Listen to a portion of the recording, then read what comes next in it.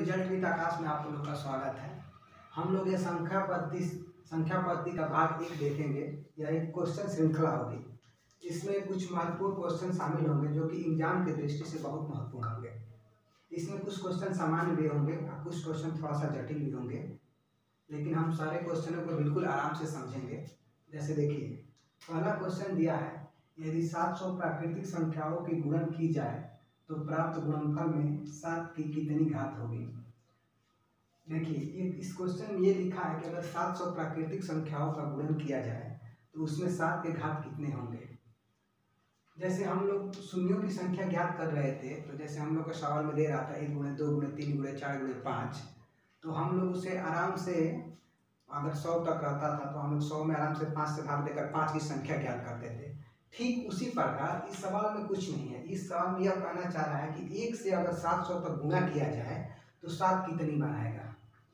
देखिए, तो 1 गुणे 2 गुणे 3 डॉट डॉट गुणे 700 तक। इसमें पूछ रहा है कि 7 कितनी बनाएगा। तो 7 जैसे 5 हम लोग निकालते थे वैसे ही हम लोग 7 निकालेंगे। ये कितना हो गया 100। फिर हम 100 में 7 से भागा देंगे, ये कितना हो जाएगा 14। फिर 14 में हम लोग 7 से भागा देंगे, ये कितना हो जाएगा। तो हम लोग को शेषफल से मतलब शेष जो बच्चा है उससे हम लोग को मतलब नहीं है, कितनी बार जाता है उससे मतलब है। ये देखिए, ये 100 बार धन 14 बार धन 2 बार यानी 116। इसका मतलब है कि 1 से 1 2 1 गुणे 2 गुणे 3 ऐसे करके अगर 700 तक गुणा किया जाए तो उसमें 7 का घात 116 आएगा, जो कि हमारा ऑप्शन ए है। ठीक वैसे ही हम दूसरा क्वेश्चन देखेंगे। दूसरा क्वेश्चन दिया है, संख्या 73 95 86 में 9 का स्थानीय मान तथा जातीय मान का योगफल बताइए। लिखा है 73 95 86। इसमें 9 का स्थानीय मान 9 है। ठीक, और फिर कह रहा है क्या, इस पर एक शब्द लिखा है जातीय मान। जातीय मान का है या अंकित मान का है, वह स्वयं संख्या ही होती है। तो इसमें स्वयं संख्या या 9 हो जाएगी। तो 9 का दोनों का योगफल पूछा है, यह हो जाएगा इतना, जो कि हमारा ऑप्शन नंबर सी सही है। आप चाहें तो मेरे साथ कॉपी पेन लेकर सवाल को भी लिख सकते हैं और हल भी कर सकते हैं। वैसे तीसरा क्वेश्चन दिया है, निम्न में से कौन सी संख्या एक परिमेय संख्या नहीं है। कह रहा है कि परिमेय संख्या नहीं है, परिमेय संख्या नहीं है। उसने दिया है पाई √7 परिमेय का मतलब होता है कि जो p/q के फॉर्म में हो। तो इसमें से न ए है p/q के फॉर्म में, न √3 है, न √17 है। उपरोक्त सभी भी मतलब कि ऑप्शन डी सही है। इसका मतलब ये है कि ऑप्शन में 3 जो ऑप्शन ए दिया है, बी दिया है, सी दिया है, ये तीनों में से मतलब तीनों में से कोई भी परिमेय संख्या नहीं है। ठीक, वैसे देखिए 4 नंबर सवाल क्या कर रहा है, फैक्टोरियल 150 में 5 की कुल कितनी घात होगी। मतलब क्या है, जैसे मैं आपसे पूछूं कि फैक्टोरियल 5 का मतलब क्या है, मतलब 1 गुणे 2 गुणे 3 गुणे 4 गुणे 5। ये फैक्टोरियल 5 का मतलब है, मतलब कि 2 3 6 6 5 ये 1 गुणे 2 गुणे 3 गुणे 4 गुणे 5, ये 6 हो जाएगा। 6 गुणे 4 गुणे 5 6 चौके 24 24 गुणे 5 मतलब कि 120। ये फैक्टोरियल 5 का मान। ऐसे ही पूछे फैक्टोरियल 3 का मान, तो 1 गुणे 2 गुणे 3 3 गुणे का 6।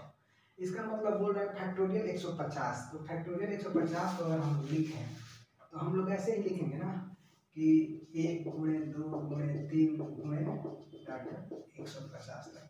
इसमें पूछ रहा है कि 5 की कुल कितने घात होगी। इसका मतलब क्या है, जैसे शून्य की संख्या में अगर हम लोग शून्य की संख्या निकालना होता था तो हम लोग इसमें 5 से डिवाइड करते थे, वैसे ही 5 के घात निकालना है। इसका मतलब इसमें कितने 5 होंगे।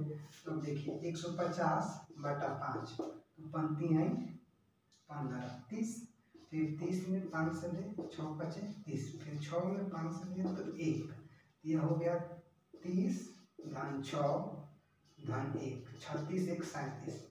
इसमें मतलब कि 5 की संख्या 37 होगी, यही 5 का घात होगा। आराम से जैसे ये है, जैसा पहला हम लोग का सवाल था वैसा ही हम लोग का चौथा सवाल है। जो हमारा शून्यों की संख्या निकालने वाला वीडियो देखा होगा वो इन दोनों सवाल को बिल्कुल आराम से बना लेगा। अगर आप लोगों में से जिन्होंने वो वीडियो नहीं देखा है, मैं डिस्क्रिप्शन में उसका लिंक डाल दूंगा, आप आराम से उस वीडियो को देख सकते हैं। वैसे ही 5 नंबर क्वेश्चन दिया है, संख्या 1820 में कुल कितने गुणनखंड हो सकते हैं। पूछ रहा है संख्या 1820 के गुणनखंडों की संख्या पूछा है। अब देखिए 1820 में गुणनखंडों की संख्या, तो पहले हम लोग 1820 का खंड करते हैं। ये हो गया 9,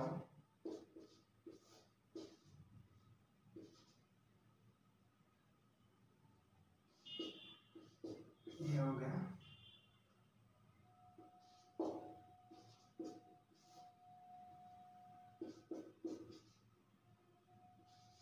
गया 13, ये हो गया 13। ये हम 1820 को अगर तोड़े तो मतलब कि हम लिख सकते हैं 1820 इक्वल टू 2 के पावर 2 गुणे 5 के पावर 1 गुणे 7 के पावर 1 गुणे 13 के पावर 1। अब हमारा पूछा है गुणनखंडों की संख्या, तो मैं पिछली वीडियो में अपना गुणनखंडों की संख्या निकालने बताया था। उसमें मैंने क्या बताया था, केवल घात में 1 जोड़ देने का।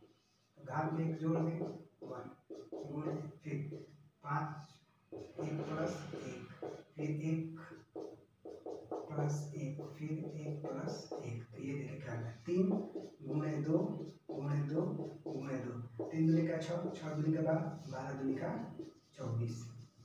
इसके गुणनखंडों की संख्या हो गई 24। आराम से आप आंसर, क्योंकि यह एक स्मार्ट बोर्ड नहीं है तो ऑप्शन लिखा जाता तो ब्लैक बोर्ड जल्दी भर जाता, इसलिए इसका आंसर 24 होगा। आप अपने कॉपी में लिख सकते हैं। वैसे ही देखिए हमारा 5 नंबर क्वेश्चन क्या दिया है, 6 नंबर क्वेश्चन, यदि किसी संख्या को 96 से भाग दिया जाए, 96 से हम भाग देते हैं तो हमारा शेष बचता है 59। तो फिर वो पूछ रहा है कि 32 से भाग दे तो क्या बचेगा। इस प्रकार के सवाल को करने के लिए ना बिल्कुल आराम से समझा जाता है कि मान लीजिए कि मैं बोलूँ कि किसी संख्या में 5 से भाग दिया जाता है तो 3 शेष बचता है। तो मतलब क्या 5 से भाग दे रहे हैं तो 3 शेष बच रहा है, इसका मतलब 5 में अगर 3 जोड़ेंगे तो संख्या 8 होगी। देखिए अगर 8 में हम 5 से भाग देंगे तो हमारा 3 शेष बचेगा। ठीक उसी प्रकार कह रहा है कि 96 से भाग दिया जा रहा है तो 59 बच रहा है, तो आप 96 में 59 जोड़ दीजिए। ये हमारा कितना 9 6 15 हो गया और 9 5 14 15, 155 हो गया। कह रहा है उसके बाद क्या कर रहा है, कह रहा है कि उसके बाद कह रहा है कि अगर 32 से भाग दिया जाए, अब देखिए अगर हम 155 में 32 से भाग दें तो क्या बचेगा, 4 बार जाएगा, 8 हो जाएगा, ये 12 हो जाएगा, ये 7 ये 2, 27 हमारा शेष बचेगा। आराम से आप अपनी कॉपी में 27 उत्तर लिख सकते हैं।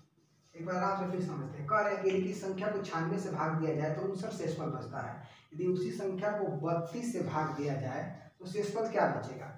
इसका मतलब यह है ना कि जैसे मैं अभी बोला कि मान लीजिए कि कोई संख्या में अगर 5 से आप भाग देते हैं तो 3 शेष बचता है, इसका मतलब वो संख्या 8 हो सकती है। 5 में 3 जोड़ेंगे तो 8 मिल गया।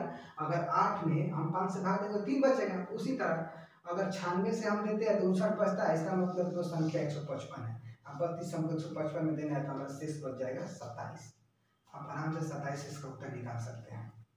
वैसे ही हम आगे देखेंगे, आगे एक दिया है 7 के पावर 3, 5 के पावर 4, 10 के पावर 3, उसके बाद दिया है 4 के पावर 8 में कुल अभाज्य गुणनखंडों की संख्या पूछ रहा है। अभाज्य गुणनखंडों की संख्या पूछ रहा है, तो पहले इसको हम तोड़ते हैं। ये 7 के पावर 3 ठीक है, ये 5 के पावर 3 ठीक है, इसको हम तोड़ेंगे तो ये 2 के पावर 3 और 5 के पावर 3 हो जाएगा। ऐसे ही तोड़ेंगे तो 2 के पावर 16 हो जाएगा, क्योंकि 2 के पावर 2 होगा तो 8 दूनी का 16 हो जाएगा। अब देखिए अभाज्य गुणनखंडों की संख्या ज्ञात करना होता है तो केवल घात को जोड़ा जाता है, तो 3 + 4 + 3 + 3 + 16। अब देखिए 4 3 7, 7 3 10, 10 3 13, 13 और 16 हम लोग का हो गया 29। देखिए आप आराम से अपने कॉपी में आंसर इसका 29 क्योंकि अभाज्य गुणनखंडों की संख्या निकालने के लिए घात में कुछ जोड़ा नहीं जाता है, केवल घात को जोड़ दिया जाता है। वैसे ही हम आगे देखेंगे। हमारा एक अगला क्वेश्चन है 18 गुणे 1024 गुणे 125 गुणे 115 गुणे 17। ठीक, में शून्यों की संख्या पूछा है, तो शून्यों की संख्या निकालने के लिए हम लोग को 2 और 5 की संख्या ज्ञात करना होता है। तो हम इसको तोड़ते हैं पहले।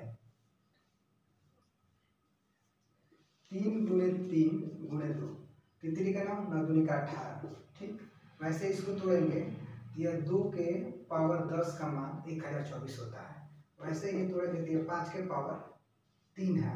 वैसे ही तोड़ेंगे तो ये 23 गुणे 5, 23 5 115 गुणे 17। अब देखिए, अब हम यहाँ से 3 के पावर 2 हो गया गुणे 2 के पावर कितना हो गया, तो 2 के पावर 11 हो गया गुणे 5 के पावर 4 हो गया गुणे 23 के पावर 1 हो गया, 17 के पावर 1 हो गया। अब शून्य किसी भी सम संख्या का अगर सम संख्या में 5 से गुणा किया जाता है तो शून्य प्राप्त होता है। तो हम लोग इसमें 2 के पावर 11 है और 5 के पावर 4 है। इसका मतलब कि जो कम रहता है 2 और 5 में, उतने शून्य बनते हैं। तो 5 के घात कम है 4, इसका मतलब कि इसमें शून्यों की संख्या कितना होगा, 4 होगा। आराम से लिख सकते हैं कि इसमें शून्यों की संख्या 4 होगा। वैसे ही देखिए 9 नंबर एक क्वेश्चन दिया है, एक क्या है। ऑप्शन ए दे रहा है कि भाज्य संख्या है, ऑप्शन बी दे रहा है कि अभाज्य संख्या है, ऑप्शन सी दे रहा है कि न भाज्य संख्या है न अभाज्य संख्या है, डी दे रहा है कि अपरिमेय संख्या है। चूंकि एक एक प्राकृतिक संख्या है, इसलिए ना इसे भाज्य में काउंट किया जाता है ना अभाज्य में काउंट किया जाता है। तो जो कि हम लोग के ऑप्शन डी सी में यह लिखा हुआ है कि न तो भाज्य संख्या है और न अभाज्य संख्या है। वैसे एक क्वेश्चन हमारा 10 नंबर क्वेश्चन दिया है कि प्रथम 20 विषम संख्याओं का योगफल होगा। जैसे देख लीजिए, यह बहुत छोटा क्वेश्चन है, ठीक है ना, उतना बड़ा नहीं है, लेकिन इसका प्रयोग सवाल में कभी कभी हम लोग को देखने को मिल जाता है। दे देगा कि प्रथम 20 संख्याओं का योगफल और प्रथम 1 से 20 तक प्राकृतिक संख्याओं का योगफल का गुणनफल निकालिए। तो आपके विषम संख्याओं का योगफल अगर आप निकालने जानते हैं तभी उस सवाल को कर पाएंगे। तो प्रथम 20 विषम संख्याओं का योगफल मैंने उस टाइम बताया था n स्क्वायर होता है। अभी आप जान जाइए कि प्रथम 20 विषम संख्याओं का योगफल n स्क्वायर होता है, या प्रथम n विषम संख्याओं का योगफल n स्क्वायर होता है। तो हम लोग का 20 का स्क्वायर करना है जो कि 400 होगा। इस सीरीज में हम लोगों ने 10 क्वेश्चन को सॉल्व किया जो कि एग्जाम के दृष्टि से बहुत महत्वपूर्ण है। अगर आप लोगों को मेरा लैंग्वेज समझ में आ रहा है तो मेरे वीडियो को आप शेयर करिए, सब्सक्राइब करिए और ऐसे ही लाइक करते रहिए। आप लोग स्क्रीनशॉट ले सकते हैं। धन्यवाद।